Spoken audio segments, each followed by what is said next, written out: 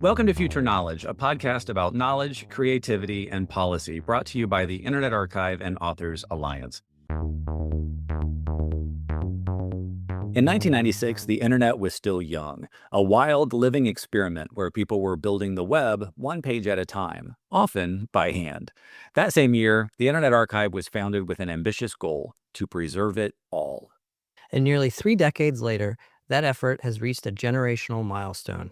The Internet Archive has now preserved more than 1 trillion web pages and made them available for use through the Wayback Machine. That's 1 trillion moments of human expression, 1 trillion bits of history that might otherwise have vanished.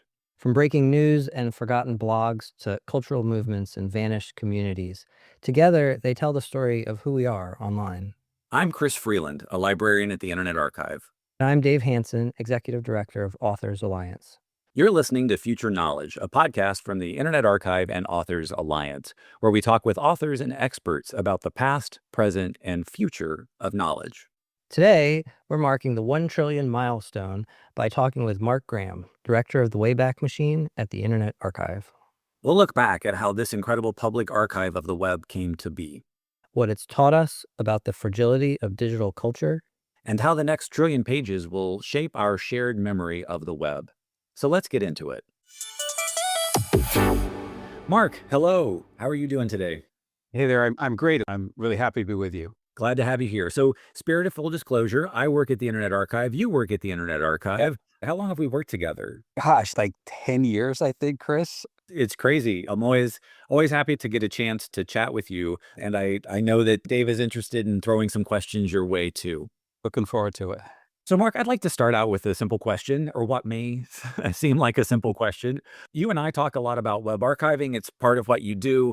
So we probably have an expectation or an understanding of what web archiving is and what it isn't. I think it might help our audience if they had a good definition of what web archiving is from you. So how does web archiving work? Well, it's kind of like this. So there's this thing called the web, right? Which is basically a whole lot of machines out there in the world connected via the internet that we interact with through browsers in our local computers. So we put in an address, and then we're transported to some machine somewhere in the world, and there's some material there, and then we see that material in our web browser. The thing about that is what we're doing is we're entering an address, and we're going to some place, and we're getting some material that happens to be there at that point in time. But that may change over time, and often it does. In fact, a recent study by Pew Research said that for a particular control set that they looked at of web pages, fully 1/4 of them were not available anymore. They return a 404 or a page not found. Effectively, they disappeared off the web. Enter the Wayback Machine.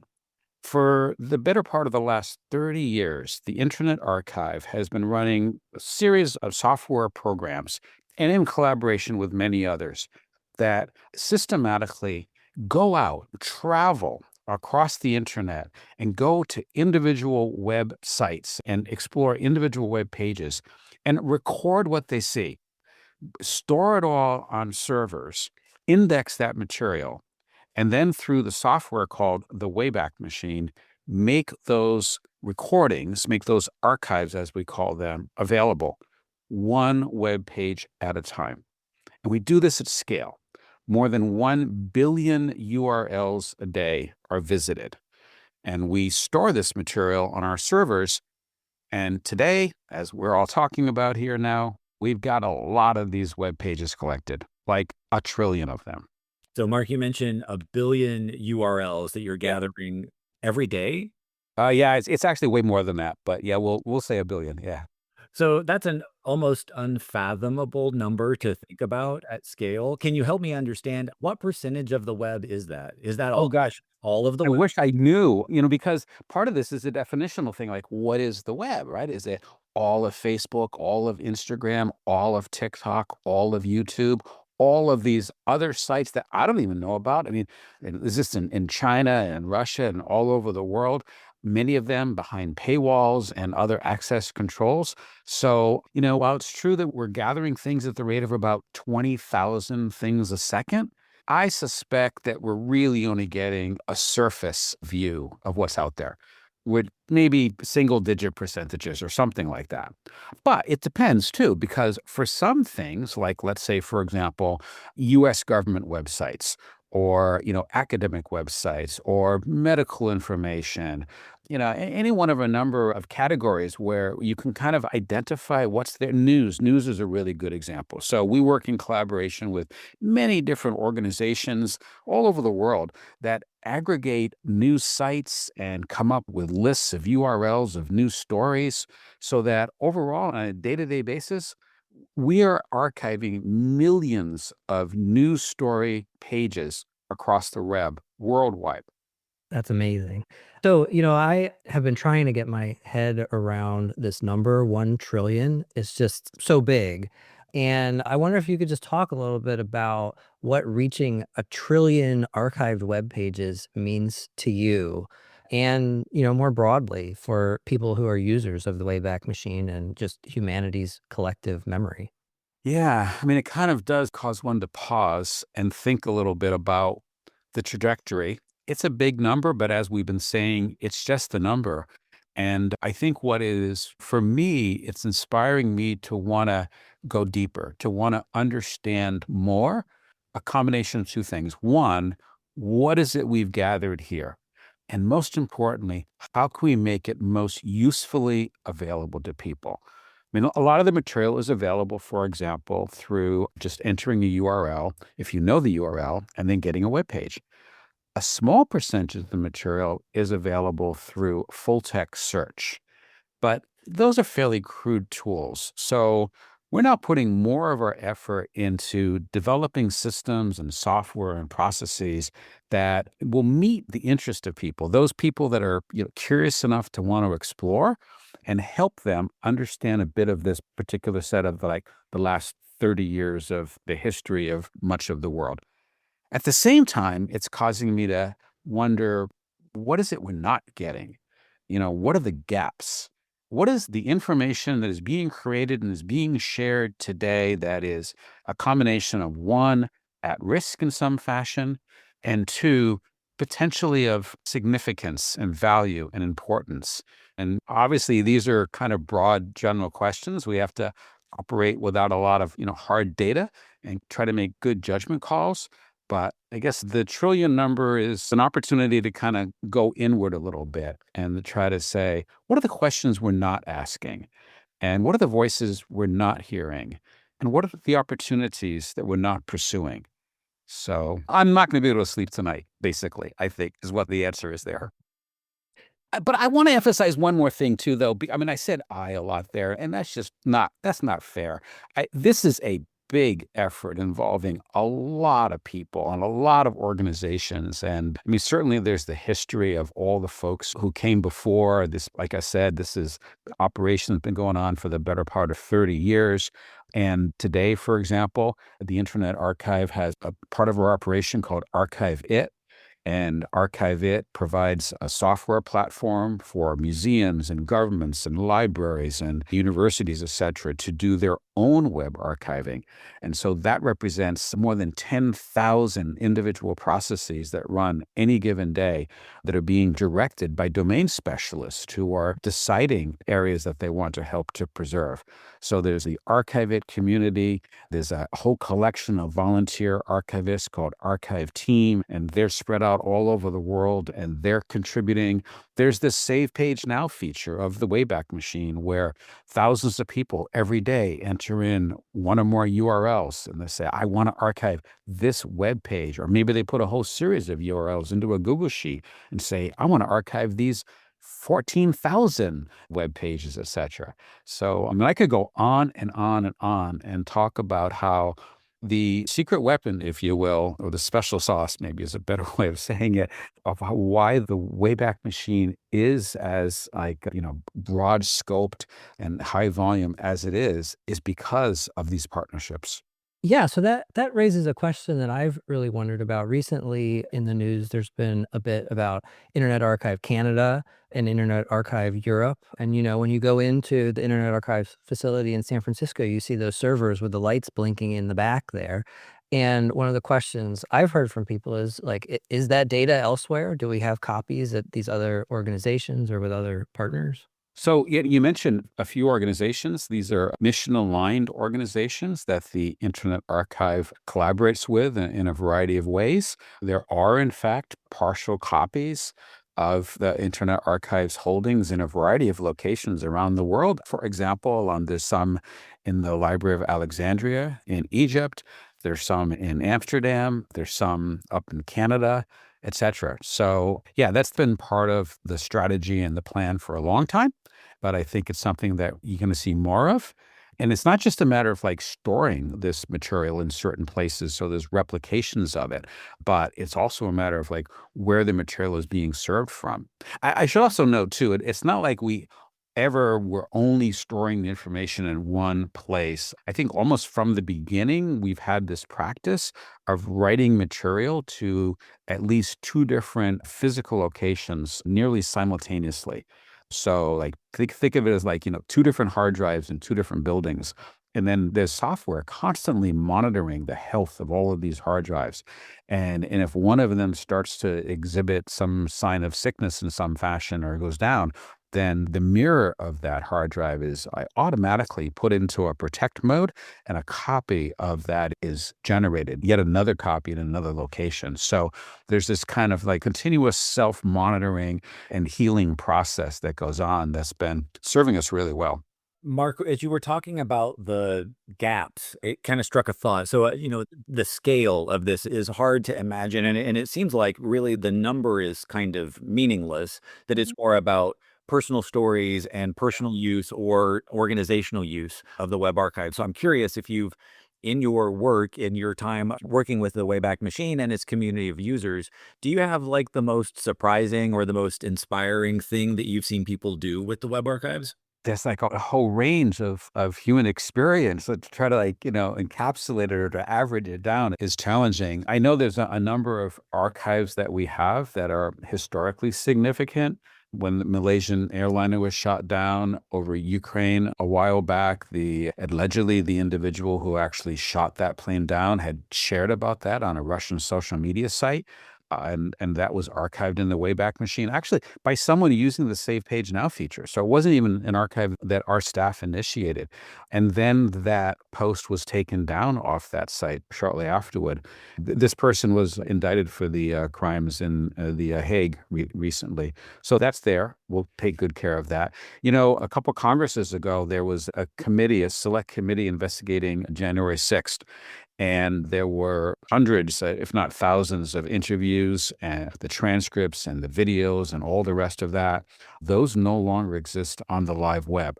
They may be available at some point by the National Archives and Records Administration, but I know that there's at least one whole interactive page. We call it a page, but it's really a whole interactive program. It's a timeline of the events of January 6th.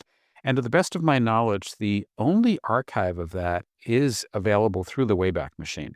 And you can go there and you can, click on the different parts of the map and shift around the time and you can see what's there. But I'll also note that there's been now more than 10,000 articles that are available from, I think, archive.org/about/news-stories. And those 10,000 articles, they either reference material available from the Wayback Machine, the Internet Archive, the TV News Archive, or they feature our services in some fashion. So the thousands and thousands of stories that journalists all over the world have been able to write based on archives available from the Wayback Machine. I go to a fair number of conferences, and the ones that I enjoy the most are those about investigative journalists, the investigative reporters and editors, the Global Investigative Journalism Network, the Online News Association, those kinds of gatherings of thousands of journalists all over the world. And when I present, I'm often in a room with, one or two or 300 people, and I'll just kind of, say, hi, this is who I am. Or I'll say that in a room of journalists, and often there'll be just spontaneous applause. So I don't think anyone's holding up an applause sign or anything. I think it's just people are genuinely expressing their gratitude and appreciation for the utility of the service that we have the honor and frankly the responsibility to provide to them. Mark, let me ask you this. Is it a requirement of the job that you are able to pull off URLs out of your memory and just recite them? Pretty much. I don't know how good I am at it. I'm kind of getting a little gray here, but yeah, I've been accused of rattling URLs. You did it there with the news story. It's quite impressive. Check my syntax. Yeah. You mentioned one thing, and I'd like to ask a follow-up question. You mentioned Save Page Now. Can you explain what that is and how it works? Yeah, sure. So a feature of the Wayback Machine is called Save Page Now. And it's actually a utility that has many different interfaces, and I'll try to explain some of them. But what the feature does is it accepts an individual URL, and then within seconds, our servers will go out on the web and attempt to record the material available from that URL. Now, that material, for example, might be a YouTube URL, in which case it's going to try to get the related YouTube video. This is probably a good time for me to explain the makeup of a web page, because I've been using words like URL and web page, etc. Okay, so a web page is like when you put in a URL into a web browser and you see something, right? You see a whole bunch of stuff. You see some images, you see some words, the rest of that. We call that a web page. That web page is actually often made up of dozens or hundreds of components. Like each individual image, each bit of like text, and behind the scenes, you got things like JavaScript and CSS that control the formatting of the page, etc. Each of those individual page elements, as they're referred to, have their own URL. So what we do is we start with the URL of what is called a web page. It's generally of type HTML, hypertext markup language. And then we get the material from that URL. But then when I say we, our software looks at every related URL, all these page requisites, all these components of the page, and we travel to those URLs and we get those bits of material, that media, and we record all of that on our servers. So, okay, so basically, if you go to, say, CNN.com, right, you could say, okay, that's one URL. Yes, but to display everything you see on that page, there may be 300 or 400 URLs that make that up. Now, on that page, there may be, I don't know, 100 or 150 links to other pages, like let's say the list of the stories for that day that CNN is covering. So if you go to that one page and then you say, okay, archive that page, but archive one hop, archive the outlinks, as they're called, of that page, pretty quickly, you're now going to 150 other web pages, each of which has their own sets of 200-300 page elements. Bottom line is that if you go to CNN.com, archive that page, and archive all of the link pages, one particular time I looked at this, it added up to something like 32,000 URLs. So be careful. If you enter in CNN.com and say, do a one-hop crawl, hit a return key and save page now, you're actually asking our servers to go off and look at 32,000 URLs.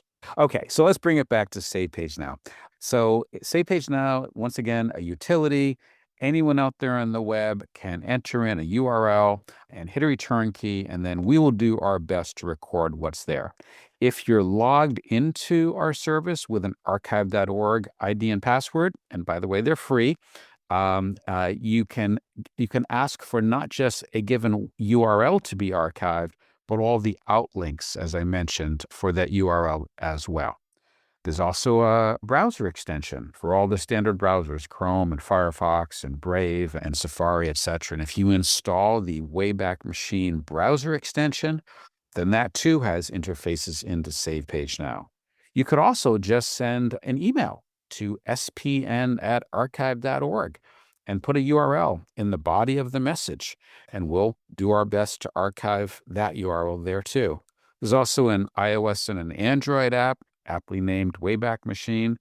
What else is there? Oh yeah, if you're really ambitious and you want to archive a whole lot of URLs, you can enter those URLs into column A of a Google Sheet, and then we've got a way to interface that Google Sheet with the Wayback Machine so that we'll try to archive the URLs that you submit via a Google Sheet.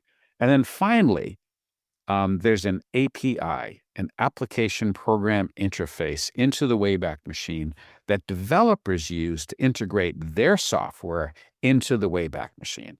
An example of that would be the open source intelligence organization Bellingcat. And Bellingcat has integrated some of their tools into the Wayback Machine automatically behind the scenes.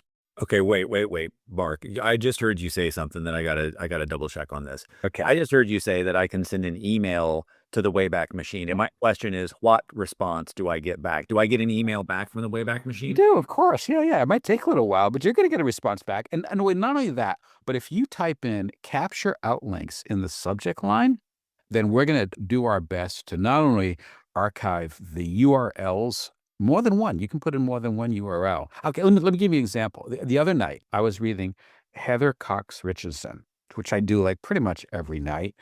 And then someday she's got dozens and dozens of URLs in the footnotes of her daily newsletter. And I say to myself, I wonder if those URLs, if what's there at those URLs, at those web pages, I wonder if they're going to be there in 5 years or 10 years. So I copy those URLs and I paste them into an email. I type in capture outlinks in the subject line and I address that to spn@archive.org. I hit a return key and then I wait a little while. And then, it may take a few hours, but then I'll get an email back that doesn't just say, got your message. It'll actually list out each individual URL and the status of how successful the Wayback Machine was at archiving that material. I love this. I will be sending some emails just because that sounds like a way more fun way to go about this. All right. So a little bit of a different subject. They say that no good thing comes easy. So I wanted you to talk just a little bit about some of the top challenges that you see facing memory institutions and Wayback in particular right now. Yeah.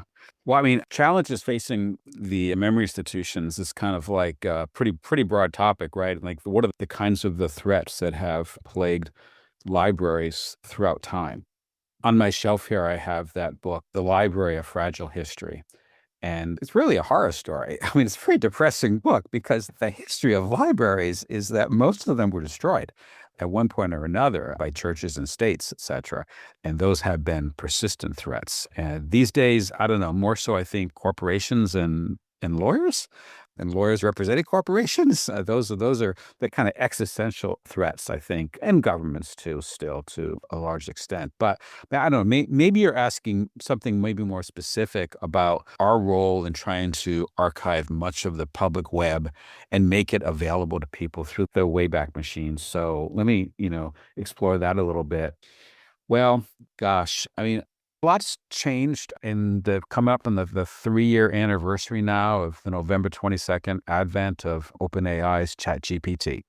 I would say that there's been a number of developments that have been brewing for some time, but in the last 3 years have really accelerated in a number of ways. So one of them is that, more generally speaking, a lot more material is protected by paywalls.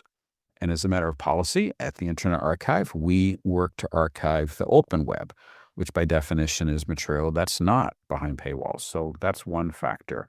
Another is that individual websites and services, and especially news organizations and others, and not just news organizations, but a whole lot of entities that publish material on the web, are locking their material down in a variety of ways. It's no secret, it's been reported in the press a lot, that Reddit recently decided that they didn't want their material archived by the Wayback Machine.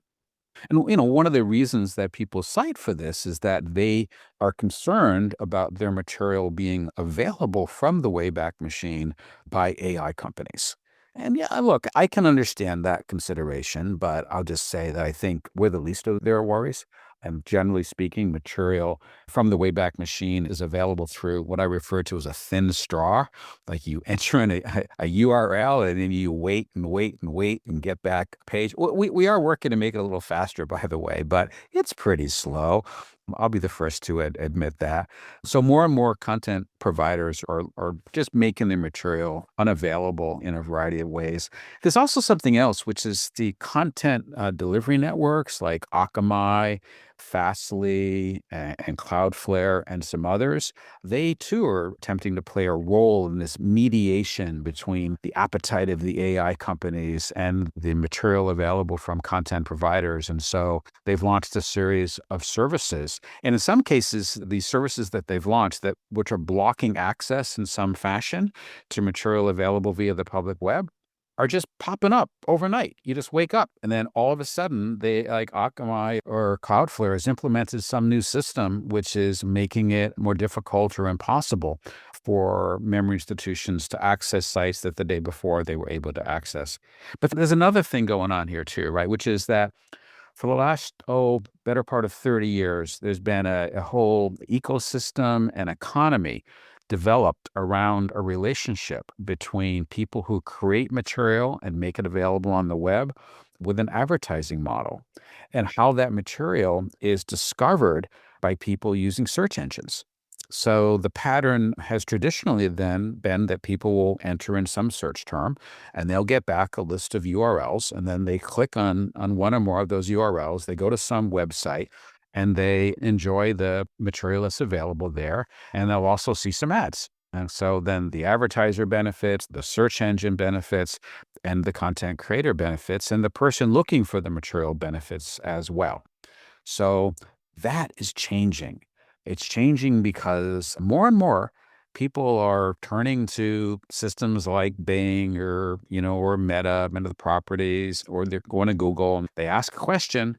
And instead of getting a series of links back, they get an answer. They get a synthesized answer created using AI based on material available from the public web, but not really benefiting those folks that are creating these answers, if you will, on the public web. This is referred to by some as Google Zero. It's not just Google, but the term Google Zero. In other words, there's zero clicks. You ask a question and then you get an answer and you're satisfied. And yeah, more and more of these systems may have an icon of a link, but pop quiz, how many of you are going and clicking on that little link to go deeper after you've gotten the answer? I mean, I don't do it. Anyway, lots of change going on, much of it not good, to tell you the truth, and making it more and more challenging for people to get to the source, to the underlying materials that underpin the information space that we live in. Another example might be Wikipedia, right? Wikipedia is an amazing system based upon human editors that write articles that make claims. These are assertions of things that can be substantiated through references to published sources, through what's referred to as secondary sources. And the Internet Archive has had a very long and healthy relationship with the Wikimedia Foundation and, gosh, more than 400 individual Wikipedia sites, where we do two things. The first is that we scour these articles and look at the links, and we help ensure that those links are working. And if they're not working, if they're broken, if they return a 404, then we'll edit those and replace those URLs with URLs from the Wayback Machine. And I can share today that we just passed a new milestone, not big, not quite as big as of a trillion, but we have found and fixed, repaired, rescued, if you will, more than 28 million otherwise broken URLs in Wikipedia sites. Another thing that we do is we look for cases in which these editors make references to books and academic papers. And then we look in the Internet Archive to see if we have these resources available. And if we do, then we will add links into those claims in the Wikipedia articles. And I could share that as of today, we've added a little more than 3.5 million links to Wikipedia articles, pointing back to individual pages or academic papers available to folks from the Internet Archive. Yeah, I love using Wikipedia even more than I did before, because now I can take myself to the actual source. It's a fantastic innovation. So, all right, I want to ask a little bit about the future too. And I guess, Look, it's not a real time machine, right? You understand this. yeah, Yeah. Okay. So, because it's a kind of a time machine, but it mostly is a time machine kind of go back. We're Right. not too good at the future yet. Well, nevertheless, I wanna ask a little bit about, you've done 1 trillion web pages over 30 years, and the rate is increasing, and so, Yeah. what are the next trillion pages what does web archiving look like for the next trillion pages, especially in light of all of the challenges that you just talked about? Well, I mean, we've got our eyes set on a couple trillion. I don't know. We're going to get to a couple trillion within, I'm just going to throw a number out there, 5 years, all things being equal, but I don't know. We're going to, I think we're going to take a pause here a little bit. I don't know. I'm going to try to take a pause. We got some holidays coming up. I keep saying this to myself. It's like, okay, this weekend I'm going to actually like step back and then something else will come up and then we'll have to be, jumping on whatever the new development is. But no, seriously, I think we're not really sure what the future holds in terms of how people are creating material. I mean, well, it's another factor, like people creating material. What I just said, I would say that dominantly is a fallacy. That, in fact, depending upon the platform you're looking at, the majority of the material that people are finding now today, that people are experiencing, enjoying, if you will, pursuing, is not created by people. It's created by AI. And this term slop for it, I think, is popular these days. And people say, well, what about that? Which is kind of similar to the question, well, what about all that mis and disinformation, right? Are you archiving that? Should you be archiving that? And I think part of the answer is, oh my gosh, yes, of course, ever more so. In fact, I tend to over-index on our focus on trying to archive mis and disinformation precisely so that it can be referenced as such and that we can have a better understanding of the information ecosystem that we're living in. So we're not going to be going out of our way to try to archive all of the material created by these AIs, but we will continue to try to archive the world that people, now I'm going to shift to people, that people are experiencing independent of where or how or who is creating that material. And in fact, there's one project that we're developing. I mean, parts of it are actually in production right now. I refer to it as Ask Me Twice. What did the AI say and when did they say it? It struck me a little while ago that if it's true that more and more people are getting more and more of the answers to the questions they have, and in fact, more and more news, they're reading news stories that are being generated by AIs, that are being made available to them in response to queries that they're making to chatbots.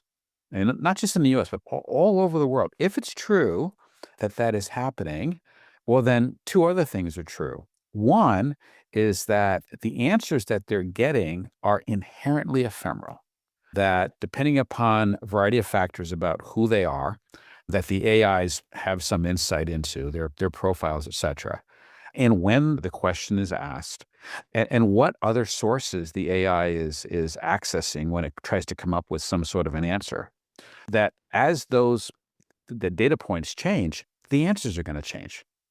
So a different person, a different time, a different location, et cetera, ask the same question is going to get a different answer. So if that's true, then the other thing that's true is, gosh, someone should be archiving this material, right? Because it is part of the lived reality, a growing part of the lived reality that we experience. And if we're not archiving that, then in 5 years or 10 years, we'll be at the same kind of, memory deficit than we would be if 5 or 10 years ago, we weren't archiving the public web as we've known it. So it's a little something that we're working on. Mark, you made me really scared. I remember talking with my tweenage nieces about 10 years ago about how they were getting their news from social media. It was Snapchat at the time. I didn't really think about what's it mean if those same teens today are getting their news from AI. Yeah, no, precisely so. We each have our patterns. There's the hardware that we use. Is it a phone? Is it a laptop? Is it some new kind of devices, these pendants that we're starting to wear around our necks now? We have our devices, we have our systems and our services that we tend to gravitate to. Some folks spend a lot of time on TikTok, others on Instagram, et cetera. And so depending upon the patterns that we have, we expose ourselves, we have available to us often radically different views, perspectives, where radically different stories are being shared to us, even on the same platform, right? Depending upon what our profile is, that platform is optimized for our attention. So it's going to give us more of what and I'm going to say knows, I'm just going to say think, it knows we want, right? And it doesn't take very much for these platforms to get a pretty good sense of what our interests are. So, Mark, as we start to wrap up here, I've got a question for you about what can our listeners do? So, if you're going to make an ask of them, if you could ask everyone listening to do one thing to help preserve the web, what would it be? But to help preserve the web, I think, the things, okay, we all probably have things that we're really passionate about or interested in, right? Like, okay, full disclosure for me, well, I got a lot of them, but I'll pick one, Easter Island. So what I happen to do is contribute to the Wikipedia article about Easter Island. I buy books on eBay about Easter Island, and then I contribute them to the Internet Archive. And then I collaborate with editors to help them that are writing more about that topic area. I seek out diverse sources of information. I happen to subscribe to the journal, the Rapa Nui Journal, for example, and I've digitized that and can contribute that. I guess the point is it depends on where you're coming from. It depends on what your interests are. I would encourage people to follow their own passions, things that they are interested in, things that they may, know more about or are more interested in than many other people. And then explore what we might have to offer at the Internet Archive, which isn't just the Wayback Machine. I want to, keep emphasizing that. You can hit that little upload button on the top right-hand side of archive.org, and you can upload images and videos and text files, etc. Okay, so also use the Wayback Machine, explore what we have to offer there, tell your friends about it.